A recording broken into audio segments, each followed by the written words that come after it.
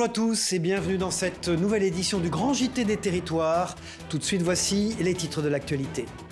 Avec à la une cette semaine, la preuve une nouvelle fois de la solidarité des Français avec les réfugiés venus d'Ukraine. Dans le Nord, vous le verrez, un couple a vu son quotidien changer depuis qu'il accueille femmes et enfants. Évidemment, la vie à 7 est bien différente de celle en couple. Un reportage de WEO TV dans quelques instants. Le conflit en Ukraine, qui vous le savez, cause une hausse des prix des carburants. Les chauffeurs routiers sont en première ligne, bien sûr, et malgré le déblocage de 400 millions d'euros annoncé il y a peu par le gouvernement, les professionnels de la route s'inquiètent pour l'avenir de leur profession. Images et réactions à suivre de TV7, la chaîne du groupe Sud-Ouest. Le maintien des commerces dans les zones rurales, un véritable casse-tête depuis de nombreuses années. Dans la Loire, les habitants d'un village ont eu la bonne idée de se relayer pour maintenir ouverte la boulangerie du village. Une belle histoire que nous fera découvrir TL7, la télévision de la Loire. Et puis en fin de journal, nous irons en Île-de-France pour le challenge de la lucarne. Si le concept est simple, mettre une balle dans une fenêtre, relever le défi est en revanche bien plus compliqué, vous le verrez. La lucarne s'est faite connaître il y a 2 ans grâce à une vidéo postée sur Internet. Elle s'est déplacée dans les Yvelines il y a quelques jours. Reportage de TV78 en fin d'édition. On débute donc ce journal avec la solidarité des Français qui ne se dément pas. Plus d'1 mois après le début de la guerre en Ukraine, nouvel exemple dans le Pas-de-Calais cette fois-ci, où le boulanger d'un village et sa femme accueillent depuis une semaine 2 familles ukrainiennes. Une solidarité évidente pour ce couple qui connaît l'une des déplacées depuis de nombreuses années. Un reportage pour WEO TV de Caroline Fichten. Valéria connaît bien la maison, elle y est à l'aise, même si cette fois elle ne vient pas dans un contexte de vacances mais pour fuir la guerre. Sa mère et son frère Miroslav sont avec elle, une amie et sa fille de 10 ans, Masha, sont là aussi. La vie s'organise à 7 depuis une semaine. C'est un soulagement d'être ici, mêlé à l'anxiété pour les proches restés en Ukraine. C'est difficile. Nous restons ici. Nous pensions beaucoup pour la famille Ukraine. C'est difficile de cœur, c'est ça. La mère de Valérie et son amie ne parlent pas français, mais la communication fonctionne quand même. Les deux ont décidé d'aller travailler dès lundi. Elles ont trouvé chez un maraîcher pour la saison des endives. Elles vont aller travailler, elles ont prévu d'aller travailler lundi. Elles auront leur papier lundi après-midi, mais elles veulent absolument y aller le matin. Donc elles prendront notre véhicule, elles partiront à 6h du matin, elles rentreront au soir à 18h. Nous, on se chargera de l'éducation des enfants et on gardera Valéria qui continue à faire ses études par correspondance quand elle le peut, parce que les instructeurs sont parfois occupés à la guerre. La scolarisation de Miroslav et Masha est en réflexion. La famille Marquis fait tout ce qu'elle peut pour les accompagner, mais toutes les bonnes volontés seraient les bienvenues. Une association a été créée pour ça. L'association a but aussi, on a eu une réunion hier soir, de recenser les bonnes volontés pour avoir du temps disponible. Donc des gens qui pourront les amener faire des loisirs. Il y a une dame qui se propose de donner des cours de français, une institutrice. Valéria a du mal à se dire qu'elle est peut-être là pour un moment. Pour elle, cet été, c'est sûr, elle ne sera plus en France et aura retrouvé son pays. L'accueil des réfugiés qui concerne toutes les régions du territoire. À Limoges, une ancienne maison de retraite, propriété de la ville, abrite depuis quelques jours une 50aine de personnes, comme vous pouvez le voir sur ces images de la rédaction de 7 à Limoges, notre chaîne partenaire sur place. L'État, la mairie et la Croix-Rouge se mobilisent pour offrir les meilleures conditions aux femmes et aux enfants qui fuient la guerre en Ukraine. Écoutez à ce propos le témoignage de Victoria, une habitante de Kiev, soulagée bien sûr d'être en sécurité avec ses enfants, mais inquiète pour son mari resté, lui, dans la capitale. У меня, получается, муж в Киеве, потому что Marie est à Kiev. мама и сестра, они в Донецкой области. Sa mère et sa sœur sont dans le Donbass, dans l'oblast, enfin la région de Donetsk.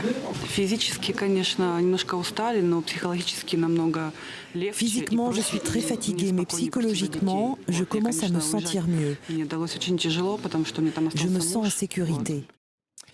Et si l'accueil des réfugiés est évidemment essentiel pour aider les populations, l'envoi de matériel est lui aussi un enjeu crucial pour aider les personnes restées sur place. Un convoi d'une centaine de sapeurs-pompiers et de chauffeurs routiers notamment est parti mercredi de Roissy en France pour la Roumanie. Au total, 50 tonnes de matériel médical et 27 véhicules ont été transférés pour répondre aux besoins des autorités ukrainiennes face à la guerre. Un sujet de Michael Joly pour VIA 95. Dans cet entrepôt de l'aéroport Roissy-Charles de Gaulle, 50 tonnes de matériel de soins et de lutte contre les incendies. Vous avez des tuyaux, vous avez aussi des brancards qui sont ici, vous avez des casques dernière génération. Ces casques, ces brancards auront pour vocation de servir aux associations des sapeurs-pompiers ukrainiens.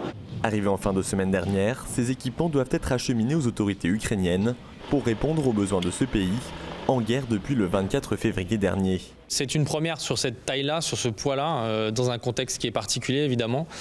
Et il y a une vraie volonté de pouvoir continuer à s'installer dans la durée, de donner la main à nos collègues ukrainiens qui sont dans la difficulté, on le sait. Et donc le travail sur le fret, sur la partie matérielle qui a été débuté ici, va se poursuivre dans les prochaines semaines.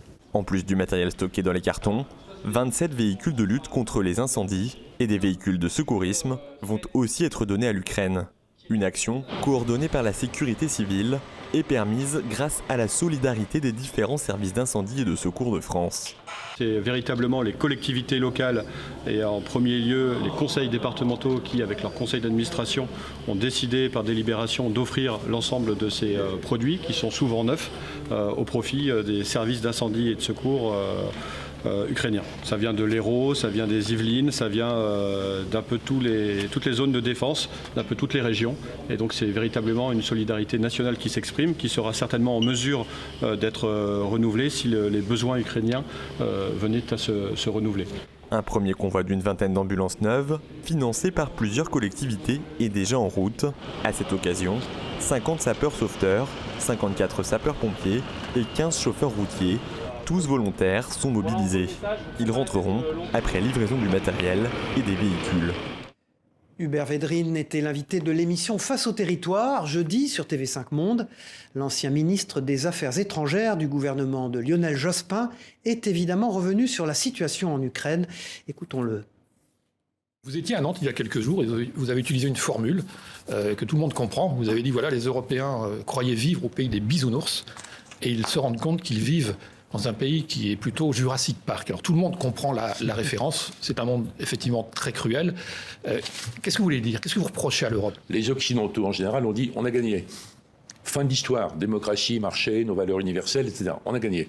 Aux États-Unis, ça prend une forme de puissance, hyperpuissance, c'est ma formule de l'époque. D'ailleurs, j'ai eu des dialogues tout à fait étonnants et stimulants avec mon ami que je salue ici, Madeleine Albright, et qui était devenue une vraie amie même par rapport à ça. Et chez les Européens, ça prend une forme plus naïve, en disant on est dans un monde post-Hittori, post-identitaire, post-tragique, et nos valeurs vont régner dans le monde, tout ça. Ça, c'était quand même une illusion, liée à la mondialisation heureuse, liée à la propagation de nos valeurs, liée à l'économie globale de marché, l'idéologie OMC. C'est tout ça que j'avais caractérisé comme une vision de bisounours à l'époque. Mais il n'y a pas que moi je suis un Français typique. Mais le ministre allemand Sigmar Gabriel disait « Attention, nous sommes des herbivores géopolitiques dans un monde de carnivores géopolitiques ». Mais c'était il y a 15 ans. L'émission Face au territoire avec Hubert Védrine est à voir ou à revoir sur les sites internet de TV5 Monde, de Ouest France, de Nice Matin, de France Antilles et de 20 minutes, les partenaires de cette émission politique. Et le conflit en Ukraine qui n'est pas bien sûr sans impact sur notre économie. L'envolée des prix de l'essence notamment touche de nombreux Français, parmi eux les routiers bien sûr. Les professionnels du transport sont inquiets pour leur avenir et multiplient depuis quelques jours les opérations escargots et les manifestations dans toute la France. C'est le cas notamment dans le Sud-Ouest avec ces images de nos partenaires de TV7, la chaîne du groupe Sud-Ouest. Selon certains chauffeurs, le maintien de leurs activités est aujourd'hui menacé et ce malgré le déblocage annoncé de 400 millions d'euros par le gouvernement. Écoutez le témoignage de ce dirigeant d'une petite entreprise. Il serait judicieux de faire un carburant bloqué pour les transporteurs, quelque chose de cohérent, qu'on puisse faire vivre nos sociétés et surtout les sauver. Parce que là, je parle carrément de sauver les sociétés. Nous, avec des petites structures comme nous avons, c'est pas possible de vivre avec un carburant à ce prix-là, quoi. Non mais là j'ai plus que peur, là je sais à peu près compter, donc je sais que là on travaille à perte. Bon, si c'est 2-3 semaines peut-être qu'on va arriver à se sauver, mais si ça continue dans la durée, c'est pas possible. Voilà, et puis au-delà des prix de l'essence, c'est la question de la souveraineté énergétique qui focalise l'attention des Européens depuis le début du conflit, avec une problématique principale, comment se passer des énergies fossiles importées de Russie. À ce propos, justement, la France compte 11 sites qui lui permettent de stocker une partie du gaz qu'elle importe. Dans le sud-ouest, à la frontière entre la Nouvelle-Aquitaine et l'Occitanie, 2 de ces sites abritent près de 3 milliards de mètres cubes de gaz lorsque les réserves sont pleines. Un stock stratégique de sécurité utilisé pour éviter la pénurie que vous découvrez sur ces images fournies par notre partenaire de la Dépêche du Midi. Précision au micro de Manon Nossi. Le gaz peut venir de partout. Il vient de Norvège, il vient des Pays-Bas, de Russie. Il peut venir par pipe, il peut venir par bateau. Et donc on est ici dans un nœud où les réseaux de pipe arrivent. Et donc le principe du stockage, c'est d'injecter le gaz l'été et de le soutirer l'hiver. Donc c'est des mécanismes d'injection et de soutirage par des puits. Dans le reste de l'actualité, les difficultés de recrutement des restaurateurs et des hôteliers à l'approche de la saison estivale. Depuis la pandémie, les professionnels du secteur peinent à attirer les candidats pour inverser cette tendance. Dans le département des Pyrénées-Orientales, un recrutement anticipé est notamment mis en place. Les restaurateurs sont quant à eux poussés à revoir leur mode de fonctionnement. Tour d'horizon de la situation avec Michel Olivier de la rédaction de Via Occitanie. Il va y avoir des difficultés qui se présentent, oui. Là on n'arrive pas, on trouve personne. On trouve personne pour l'été en tout cas. Voilà. À la brasserie du Printemps, Jean-Philippe Gomez, responsable, ne fait pas exception à la règle et peine à recruter du personnel, avec pour la saison estivale 4 postes à pourvoir, 2 en salle et 2 en cuisine. L'après-Covid, je pense que les gens n'ont pas forcément envie de trop travailler ou... Les métiers de pénibilité, ils n'en veulent plus. Dans notre secteur d'activité, ils ne veulent plus faire de journée avec une coupure. Embauchée en début de mois, Caroline travaille dans la restauration depuis 4 ans. Un métier qu'elle aime malgré la pénibilité. C'est un métier assez dur par rapport à une vie de famille, tout ça c'est compliqué. Et les gens ils sont plus assez motivés, surtout à parler week-end et les soirs. C'est surtout ça. Une problématique que l'UMI 66 et Pôle emploi tentent de solutionner en anticipant la période de recrutement. On sait très bien qu'il risque d'y avoir une petite tension sur le marché fin juin. Et donc l'idée, c'est de dire, on anticipe, on prépare, au même titre qu'on prépare les commandes, au même titre qu'on prépare la saison. La ressource humaine fait partie de cette préparation, de cette anticipation. Un secteur de l'hôtellerie-restauration qui a voté en janvier dernier une augmentation de 16% des salaires et qui est aujourd'hui contraint de s'adapter. J'ai essayé de me projeter à essayer de faire un week-end par personne, par mois au moins, mais il me faudrait que j'ai 30 à 40% de plus de salariés. Donc je pense que c'est pas viable pour les entreprises. Selon une étude de l'UMI réalisée en juin 2021, depuis la crise sanitaire, ce sont 150 000 salariés qui auraient décidé de changer de métier.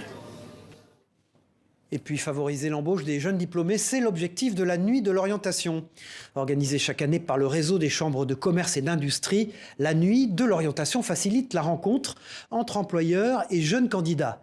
À Ajaccio, ce rendez-vous pour l'emploi était organisé il y a quelques jours. Précision recueillie par la chaîne locale sur place via Télé Paese. Les secteurs où il y a donc le plus de demandes sont bien évidemment les secteurs de l'hôtellerie-restauration et du tourisme, beaucoup liés à la saisonnalité, les secteurs du commerce aussi, mais nous avons souhaité au travers de cette l'orientation présenter aux jeunes les métiers d'avenir, les métiers liés à l'aéronautique et aux nouvelles technologies. On trouve beaucoup de formations liées à ce secteur en Corse, bien entendu sur des niches particulières, il faudra partir sur le continent, mais les centres de formation, que ce soit des centres de formation publics avec la chambre de commerce, la chambre de métier, l'université aussi et l'éducation nationale sont là pour répondre à 90% des besoins en formation. Et puis parmi les besoins de formation, aujourd'hui en France, les métiers de la boulangerie sont très bien placés. Dans la Loire, vous allez le voir, la boulangerie d'un village, Avézieux, c'est son nom, est fermée depuis plus de 5 ans, faute de rentabilité. Les éventuels repreneurs n'ont pas toujours les moyens d'embaucher une personne pour gérer la vente sur la commune. Une difficulté en passe d'être surmontée grâce à la solidarité locale. La mairie a eu l'idée de faire tenir une boutique par les bénévoles. Le concept a débuté il y a quelques jours à peine. Boulanger et bénévoles, un reportage de Céline Ercilia pour TL7, la télévision de la Loire. Depuis 7 heures ce matin, Patrice a pris sa nouvelle casquette de vendeur en boulangerie. Une mission qui amuse les habitants, mais qui est très appréciée. Je trouve que c'est bien qu'ils soient investis et qu'ils fassent ça, parce que pour nous, ça nous fait... Et peut-être qu'on aura du meilleur pain la prochaine fois. C'est pas moi qui le fais. C'est pas toi qui le fais. Tous les jours jusqu'à midi, sauf le lundi, des bénévoles vont assurer la vente de pain de la boulangerie de Fontanay. Patrice en est encore au rodage. 5,70 plus 1,40, ça fait 7,10. Mais le retraité semble apprécier l'expérience. J'ai eu pratiquement du monde sans arrêt. C'est bien. Je suis bien content d'avoir vendu tout ce pain. et en fait, j'ai beaucoup discuté. Les moments de convivialité étaient super. C'est le rachat de la boulangerie de Fontanay qui a motivé cette initiative. Les nouveaux propriétaires ne pourront pas embaucher une personne pour tenir le dépôt. Pour préserver le service, près de 30 bénévoles prennent le relais. Une idée inédite. Je pense qu'on est tous pareils, on se lance un peu à l'aveuglette, mais bon, on espère tenir le coup. L'opération est un peu gagnant-gagnant. Le village garde une boulangerie et les boulangers une activité en plus. Et pour faire marcher ce petit commerce, les bénévoles vont monter une association. L'objectif est aussi de récolter des fonds pour développer le service avec par exemple une épicerie. Le groupe cherche désormais un nouveau nom pour baptiser la boulangerie. Et puis sans transition dans ce grand JT des territoires, la station savoyarde de Tignes fêtait il y a peu les diversités à l'occasion de la 6e édition de l'European Snow Pride, la plus grande fête LGBT des Alpes. Un rendez-vous tout en couleurs et désormais incontournable qui a rassemblé pas moins d'1 millier de personnes au pied des pistes. À l'ordre du jour, bienveillance, solidarité, bonne humeur, comme vous le voyez sur ces images et comme a pu le constater Emmanuel Jo pour 8 Mont-Blanc, la chaîne des Alpes. Cette fête est une fête commémorative, celle de la diversité et de nos frères et sœurs. Et puis ensuite militante parce qu'on porte des idées, les idées d'égalité, les idées d'inclusivité, les idées d'avoir une société où on peut tous et toutes vivre libres, comme on est, sans être jugé, sans être discriminé, sans être agressé. Et en pensant aussi à nos frères et sœurs de l'étranger, 72 pays dans le monde criminalisent l'homosexualité, parfois la condamnent de la peine de mort. Et c'est notre devoir, quand on a la chance de vivre en France ou dans d'autres pays plus inclusifs, que de porter aussi ces messages-là qui vont bien au-delà des simples frontières du territoire de Tignes et de la France. Voilà, un beau message et une belle initiative qui nous conduit désormais dans l'Aube, où une commune est devenue l'heureux élu d'un généreux donateur. Depuis plus d'1 mois, les habitants de la ville de Sémoine reçoivent sans explication des cadeaux par dizaines, des jeux de société, des livres, des bouteilles d'alcool ou encore des enceintes hi-fi qui font le bonheur du village. Une générosité sans nom et sans visage qui n'est pas une première en France. Il y a 1 an, une commune de la Marne avait connu le même sort. L'auteur des premiers dons n'était pas alors resté longtemps inconnu et avait motivé son action par la simple volonté de faire plaisir. Des images de nos partenaires de l'Est éclair. Voilà, et faire plaisir, c'est aussi l'objectif du cinéma. Restons dans l'Aube, où la ville de Troyes accueille en ce moment le tournage du film Les Trois Mousquetaires. À l'affiche, Vincent Cassel, Eva Green, François Civil en d'Artagnan. L'accès au plateau est évidemment strictement interdit à toute personne étrangère au film. Seule la rédaction de Canal 32, nos confrères sur place, a pu glisser sa caméra dans les coulisses de la super production. Reportage lors d'une nuit de tournage qui ne laisse aucune place à l'improvisation entre sécurité, cuisine et décor. Tout est question d'organisation, regardez. Pour qu'un film se fasse, beaucoup de métiers de l'ombre sont nécessaires, à commencer par les ventouseurs, un métier spécifique au cinéma. Le rôle d'un ventouseur, c'est de venir avant le tournage, essayer de réserver les places avec les autorisations, faire une médiation avec les riverains et avoir les places qu'ils nous demandent de la production. Une organisation millimétrée demande une vigilance particulière au niveau de la sécurité. Pour ce tournage interdit au public, une dizaine d'agents sont mobilisés. On connaît les positions de chacun. Il y a une partie technique où il y a des camions qui est sécurisée également. Et là, on est sur le set. Le set est sécurisé. En exemple, les chevaux qui passent à l'instant. C'est pas anodin pour les gens qui sont là. Le cœur d'un tournage, c'est aussi le camp de base, lieu de vie de l'équipe où se trouve la cuisine. Actuellement sur Troyes, on est en train de tourner des nuits entières. Donc avant d'attaquer une nuit, il faut avoir bien mangé et les gens travaillent beaucoup mieux dans la bonne ambiance, ça génère la convivialité. Objectif du catering, faire manger 150 personnes en 1 heure. La cuisine est totalement autonome et s'adapte à toutes les situations. Notre journée dure à peu près 14 à 16 heures et on cuisine 5 heures. C'est un travail où vous avez un retour immédiat et ça se voit tout de suite sur les visages des gens. Sur ce camp de base sont installés les loges, une quinzaine de camions, chacun avec une utilité particulière. Donc là on a le maquillage qui est séparé de la coiffure, donc ce sont deux véhicules différents. On a ensuite des loges de repos dans lesquelles les acteurs peuvent se reposer. On a ensuite cette loge-ci qui fait tout l'habillage en fait, donc tous les costumes du film sont à l'intérieur. L'administratif se déplace également sur le lieu de tournage. On a un travail qui est beaucoup lié à l'humain aussi et donc on a besoin d'être en contact avec les gens qui sont sur le plateau pour échanger avec eux avec plus de fluidité aussi. À côté du plateau de tournage se trouve Stéphane, armurier chargé d'environ 300 épées. Il est également garant de la sécurité liée à l'utilisation des armes à feu. Ce métier-là, il est à cheval avec la déco, on est très proche de la mise en scène, et le régleur cascade qui nous demande des trucs particuliers. Tous ces corps de métier sont en relation et permettent la réalisation du film. Le tournage se déroulera jusqu'au 23 mars dans le Bouchon troyen. Cinéma toujours dans ce journal. En Martinique, cette fois-ci, une petite salle, celle des Anses d'Arlay, a été sélectionnée pour des travaux de réhabilitation. Objectif, redynamiser le centre-bourg et redonner vie au bâtiment construit en 1903 sans public depuis presque 10 ans. Une très bonne nouvelle pour les habitants de la commune du sud de l'île, très attractive sur le plan touristique.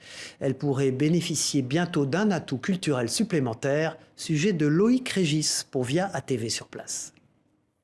L'unique salle obscure des Anses d'Arlay pourrait retrouver la lumière dans quelques années. La nouvelle a vite fait le tour de la commune. L'Atlas sera soutenu par le loto du patrimoine, un coup de pouce financier qui permet déjà à certains de se projeter. Et je suis très contente parce qu'on attendait ça. Et puis il y a des jeunes et il y a des enfants qui aiment bien aller au cinéma parce que ça fait un peu loin pour eux. Tous les week-ends, même la semaine, il y avait une ambiance ici, hier soir. Donc si ça redevient pareil, pourquoi pas? Les travaux devraient débuter en 2023 pour une durée indéterminée. La réhabilitation concerne les toitures, les planchers et les façades en béton. Le bâtiment serait alors conservé dans sa forme actuelle et une extension prendrait place à l'arrière pour accueillir les amateurs de films. En 2016, la mairie a réalisé une étude de faisabilité avec l'ADRC, l'Agence du développement du cinéma en France, pour voir dans quelle mesure on pouvait prendre ce cinéma-là. Mais rien n'est joué, il reste encore une part de suspense, car le montant total des travaux ne sera pas pris en charge par la Fondation du patrimoine. Pour l'instant, nous sommes en train de chercher du financement et l'aide de la Fondation du patrimoine, c'est très bien, mais il reste encore des financements à trouver. Et en fait, après, une fois que ce cinéma sera fait, donc il va falloir mettre en place une politique culturelle et trouver un gestionnaire, puisque de toute façon, la gestion sera externalisée. Un atout supplémentaire pour compléter le décor de carte postale des Anses d'Arlay. La salle a fermé ses portes en 2013. Elle s'apprête bien à livrer au public un deuxième épisode. Allez, on termine ce journal avec du football, ou plutôt un défi, celle de la lucarne d'Evry dans l'Essonne, probablement la fenêtre la plus connue de tous les réseaux sociaux.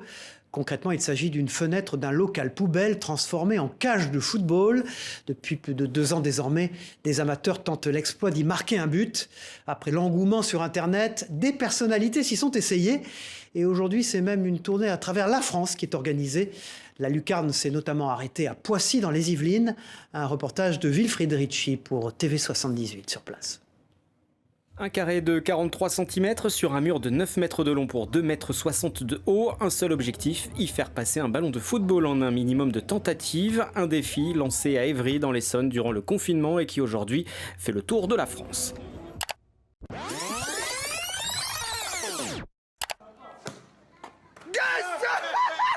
Nous sommes en 2019, première vidéo de la lucarne d'Evry qui réalise un véritable buzz sur Internet. Les habitants du quartier tentent chaque jour de réussir l'exploit. Puis c'est au tour de personnalités de s'illustrer, comme l'ancien attaquant du PSG, Néné. Le lieu devienne populaire comme ça, sérieusement c'est un gros plus pour nous et pour la ville. D'autant plus qu'on vient d'Evry, un quartier difficile aux Pyramides. Et du fait que voilà, on est assez mal réputé que par des faits divers ou des faits de violence, et de faire parler de la ville en bien, sérieusement, c'est que du bonus, que du plus. Et maintenant, Évry s'exporte dans plus de 30 villes, de Villiers-le-Bel en passant par Poissy, avec une reconstitution grandeur nature du mur et l'organisation d'un championnat. Et on en profite aussi pour mettre des ateliers emploi, des ateliers santé, faire en sorte que le plaisir puisse être conjugué avec de l'utilité derrière. Le comédien et humoriste Alban Ivanov, originaire des Yvelines, était aussi présent pour assurer le spectacle. La lucarne passera prochainement par Marseille avec une finale nationale pour les meilleurs joueurs qui se déroulera en juillet à Évry. Voilà, rendez-vous pris cet été donc pour la finale de la lucarne en Ile-de-France. Voilà, c'est la fin de ce grand JT des territoires. Merci de nous avoir suivis. On se retrouve très vite pour une prochaine édition. Au revoir à tous.